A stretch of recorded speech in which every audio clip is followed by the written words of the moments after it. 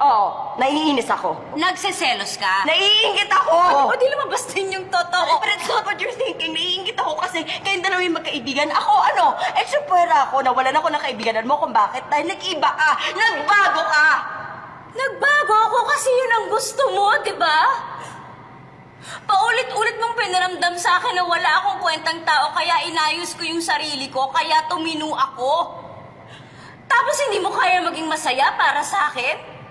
Kasi bakit? Kasi nagawa ko yun ng wala ka, nagawa ko yun ng hindi ka kasama. Mali ka.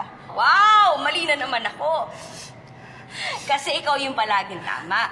Kasi ikaw yung nakaangat sa amin.